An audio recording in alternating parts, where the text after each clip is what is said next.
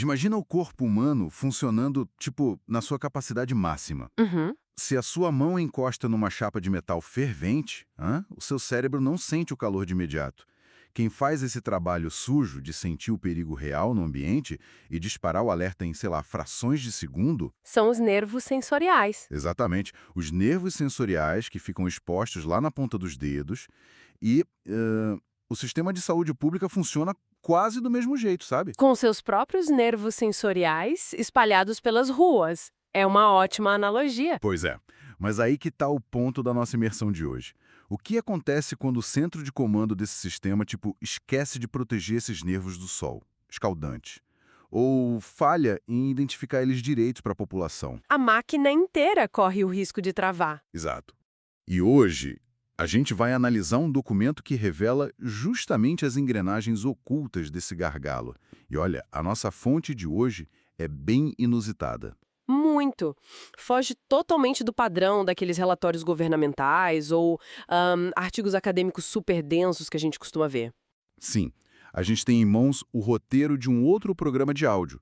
É o primeiro episódio de um projeto chamado A Voz do Agente.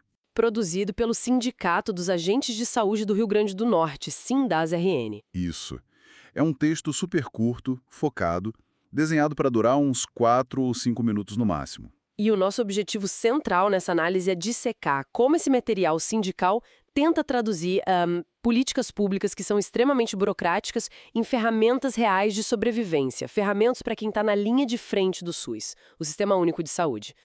Essa galera que literalmente bate de porta em porta. É o pessoal que verifica a caixa d'água para achar foco de mosquito, Que mapeia gestantes em áreas de risco. que monitora paciente com doença crônica e que não tem como ir até um posto de saúde.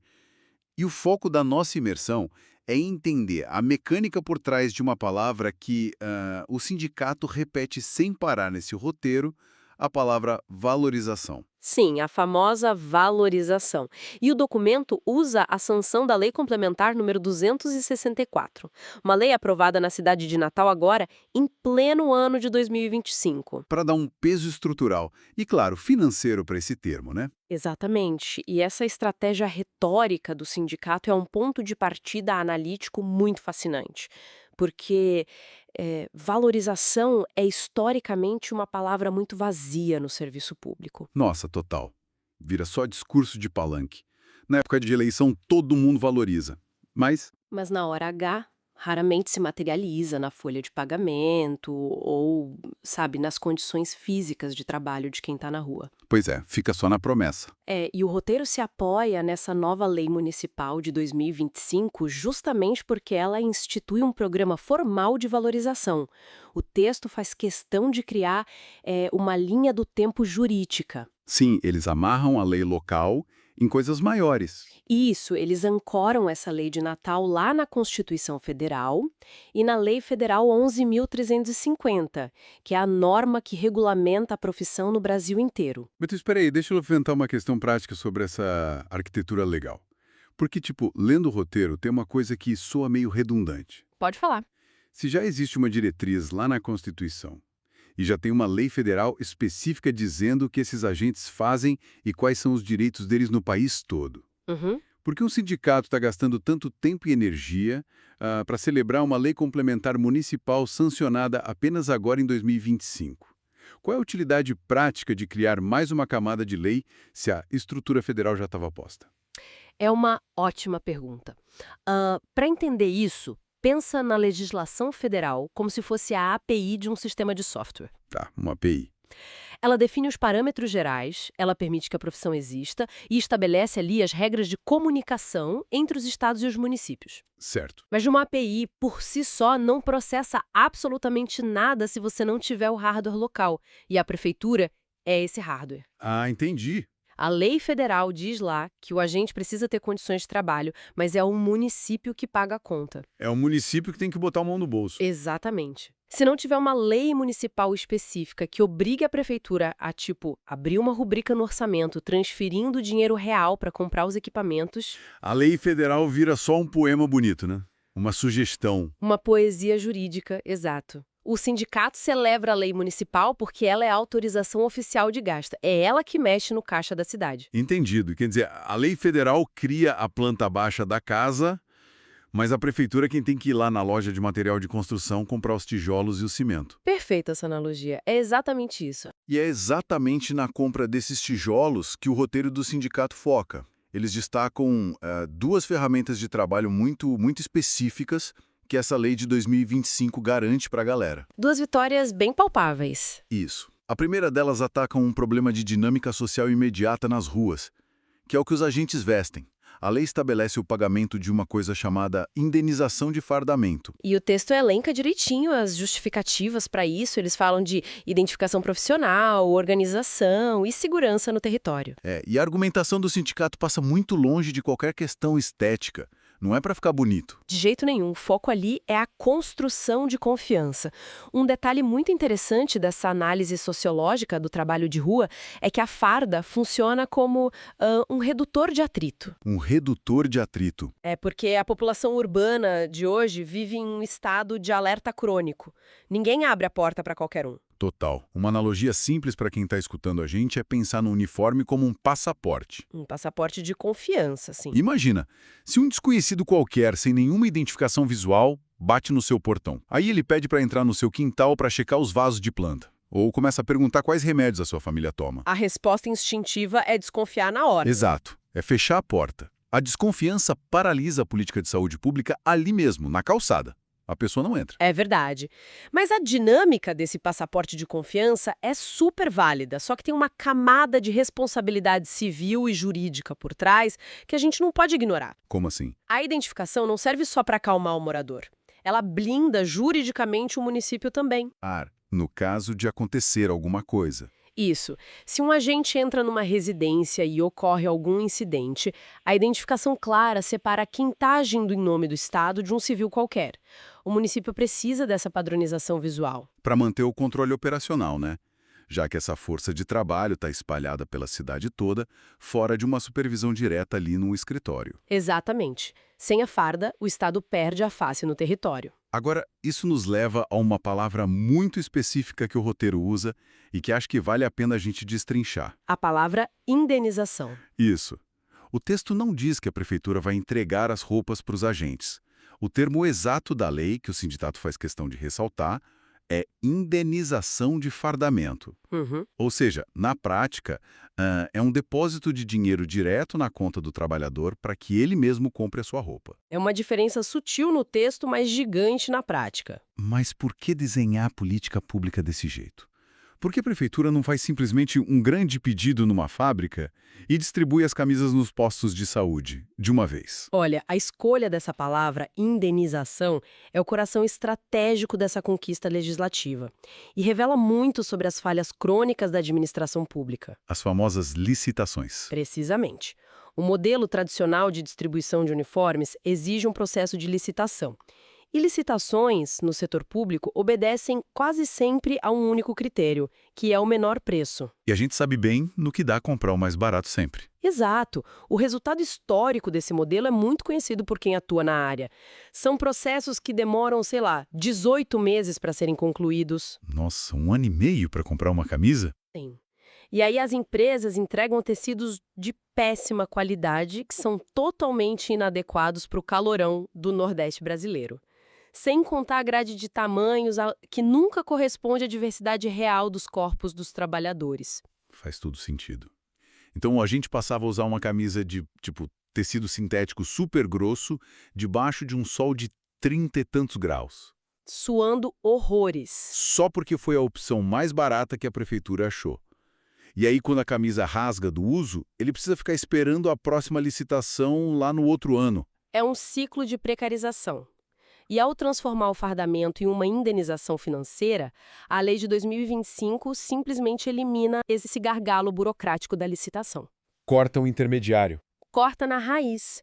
Transfere-se o dinheiro direto para o agente, aí ele vai até o comércio local, movimenta a economia do bairro e adquire o uniforme no tamanho correto dele. Com o tecido respirável, né? Isso. E compra no momento em que a peça interior se desgasta, sem ter que ficar esperando a boa vontade do sistema de compras da prefeitura. O roteiro enquadra isso como valorização, mas do ponto de vista de gestão, é pura eficiência, né? É uma descentralização de recursos muito inteligente.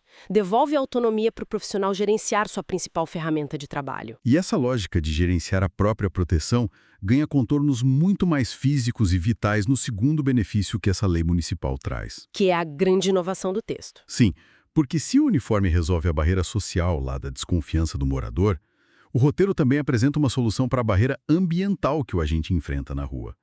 O documento destaca que a lei garante uma indenização financeira específica para comprar protetor solar. E essa inclusão é um salto qualitativo gigantesco na interpretação do que constitui um ambiente de trabalho insalubre. Como assim? Historicamente, a legislação trabalhista brasileira foi toda moldada em torno do trabalho fabril, da indústria pesada. Certo, o pessoal da fábrica. A gente logo pensa em capacete, bota com bico de aço, protetor auricular contra barulho de máquina. É a imagem clássica do EPI, do equipamento de proteção individual. Exato. E o esforço da comunicação do sindicato em destacar o protetor solar revela uma tentativa muito bem-sucedida de atualizar o conceito de risco ocupacional para a realidade do trabalhador braçal urbano de hoje. Faz muito sentido. O documento argumenta que isso é tipo o reconhecimento das condições reais da categoria, porque eles citam a exposição constante ao sol durante as visitas e as ações de vigilância. É o dia inteiro caminhando no asfalto quente. É um contraste gritante com o senso comum. Para quem está ouvindo a gente, para e pensa. O protetor solar é amplamente comercializado e visto como um cosmético, né? Um item de beleza, de cuidado pessoal. Totalmente associado a lazer, tipo ir para a praia no fim de semana, clube, piscina.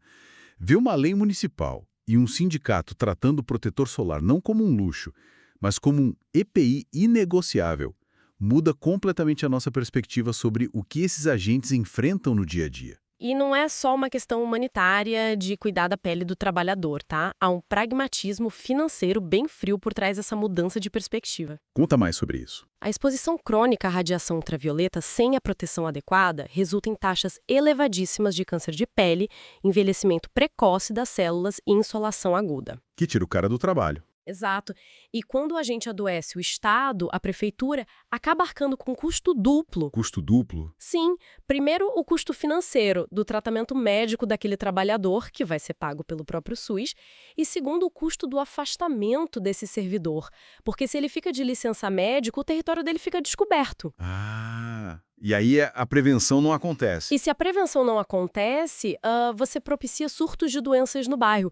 Uma epidemia de dengue sai muito mais cara do que pagar o protetor solar. Nossa, verdade. Então, o roteiro aplaude a lei porque a prefeitura, ao pagar essa indenização, está essencialmente fazendo um cálculo atuarial. É a matemática preventiva. Prevenir o dano é infinitamente mais barato para os cofres públicos do que lidar com o trabalhador incapacitado anos depois. É uma proteção preventiva para quem trabalha justamente com prevenção, né? Poético e pragmático. E, de novo, o modelo da indenização financeira aparece aqui pelo mesmo motivo. Evita que a prefeitura compre aqueles galões gigantes de protetor solar de baixa qualidade, cheio de óleo. Que dão alergia, que escorrem no olho com o suor. Isso permite que cada agente compre lá o fator de proteção certo e a fórmula adequada para o tipo de pele dele. Pele oleosa, pele seca, ele escolhe. Dá a escolha na mão de quem vai usar. Mas olha só, toda essa estrutura de garantias legais, desde o orçamento que os vereadores aprovam até a compra do equipamento na farmácia, isso levanta um ponto sobre a dinâmica de poder. Com certeza. Como que esses milhares de trabalhadores, que estão espalhados por dezenas de bairros diferentes, vão descobrir que a partir de 2025 eles têm esse dinheiro depositado na conta? E é isso que nos traz ao cerne da própria existência do documento de áudio que a gente está dissecando aqui. O áudio da voz do agente. Sim. O roteiro não é só um boletim informativo neutro daqueles de mural de empresa.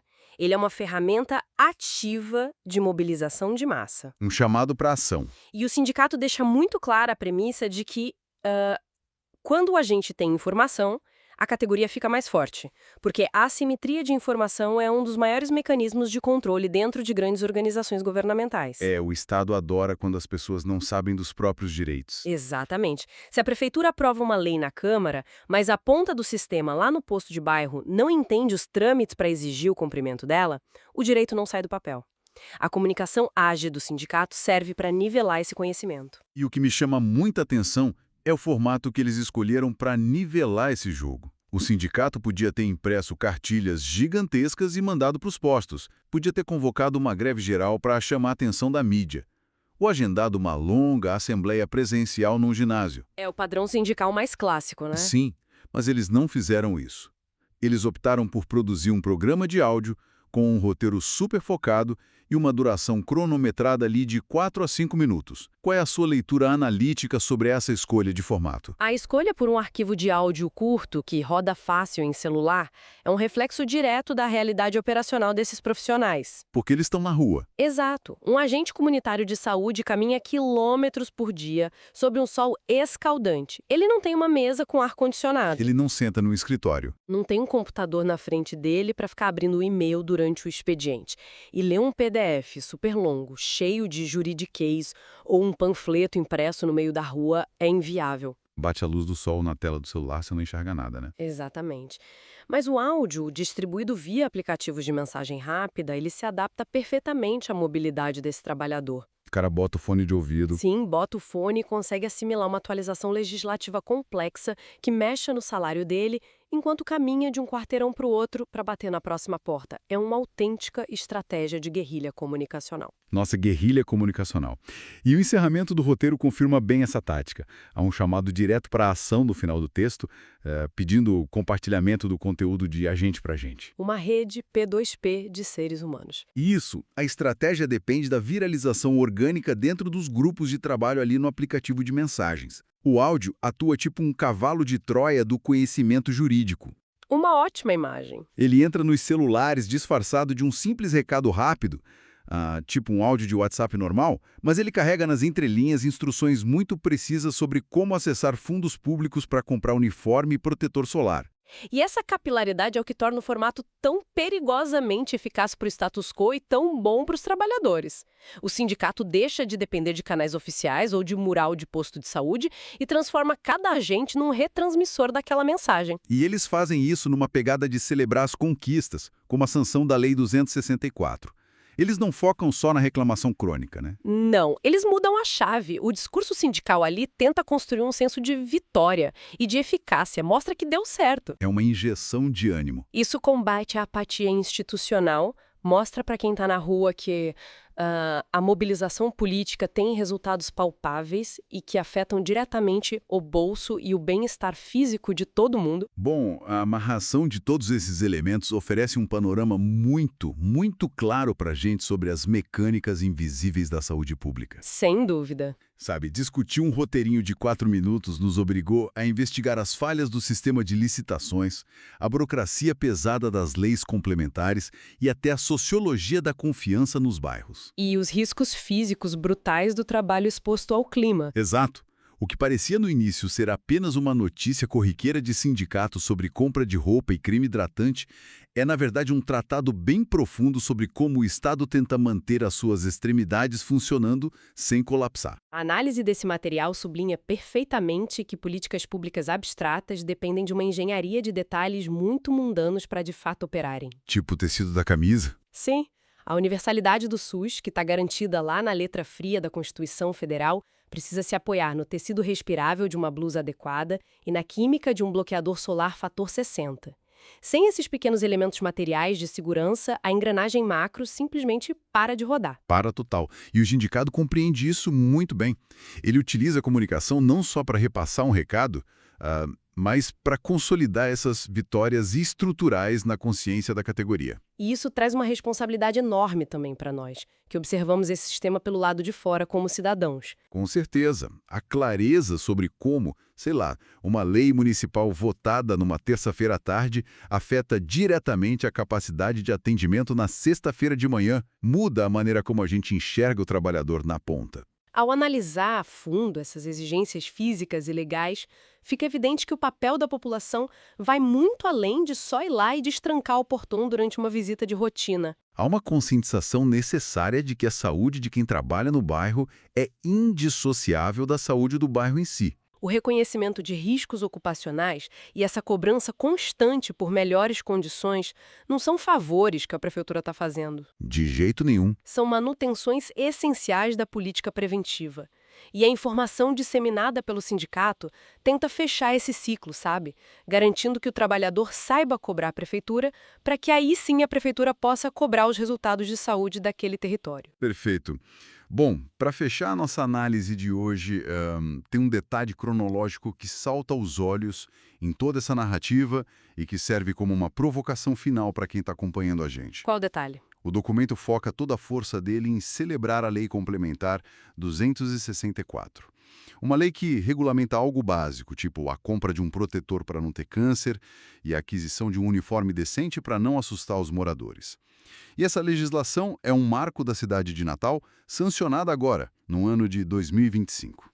2025. Então, o questionamento inevitável que fica na cabeça é: se a garantia do mínimo necessário para proteger a pele contra um câncer e para garantir a identificação básica é uma grande novidade jurídica de 2025, qual foi o custo físico e mental extraído dessas pessoas nas décadas anteriores? Nossa, é muito pesado pensar nisso. 90 e nos anos 2000. Sendo os nervos sensoriais do SUS o tempo todo. O tempo todo, mas operando no sistema sem o amparo de uma lei local que os indenizasse por esse desgaste diário. É uma reflexão muito dura sobre a lentidão da máquina pública. E sobre quanto tempo uma coisa completamente óbvia leva para deixar de ser tratada como um privilégio acidental e se tornar finalmente um direito cravado e escrito na lei. É verdade, fica uma baita reflexão. Fica o pensamento para quem nos ouve. E da próxima vez que você vê um agente na rua, lembre de toda a estrutura por trás daquela farda. Obrigado por acompanhar mais essa imersão e até a nossa próxima análise.